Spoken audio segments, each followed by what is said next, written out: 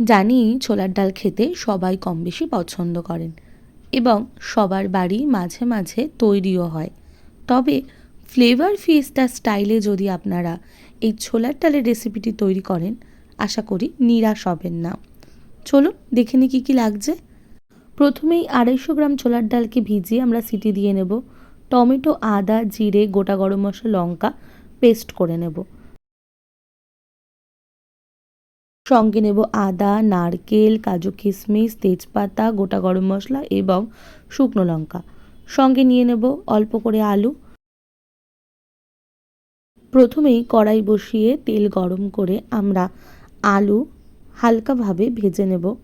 তারপর ভেজে নেব কুচি করে রাখা নারকেলগুলো আমরা ভেজে তুলে নিয়ে ওই তেলেই প্রথমে দিয়ে দেব হিং, তারপর দেব শুকনো লঙ্কা, গোটা গরম মশলা, তেজপাতা।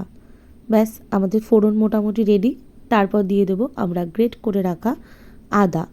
সমস্ত ফোড়নগুলো ভাজা হয়ে গেলে আমরা যে মশলাটি পেস্ট করে রেখেছিলাম সেই মশলাটি দিয়ে তাতে দেব ধনে গুঁড়ো, হলুদ, লবণ, চিনি।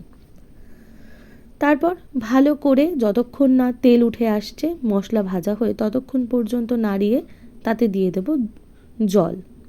তারপর ভেজে রাখা নারকেল কুচি, ভেজে রাখা আলু সমস্ত কিছু ভালো করে মিশিয়ে একটু কষিয়ে নিয়েই আমরা সেদ্ধ করে রাখা ছোলার ডালগুলো মিশিয়ে নেব। ছোলার ডালগুলো ভালো করে কষিয়ে তাতে আমরা দিয়ে দেব গরম জল। ব্যাস গরম জল দিয়ে একটু ফুটিয়ে নামিয়ে নিলেই রেডি হয়ে যাবে আমাদের ছোলার ডাল। ও হ্যাঁ, তবে গরম মশলা এবং ঘি দিতে কিন্তু একদম ভুলবেন না। ব্যাস রেডি হয়ে গেল আমাদের একেবারে বাঙালির খুব পছন্দের একটি রান্না, ছোলার ডাল। নিজেরাও খান এবং পরিবারের সকলের সাথে ভাগ করে নিন। আশা করি ভালো থাকবেন, সুস্থ থাকবেন। আজকের মতো টাটা।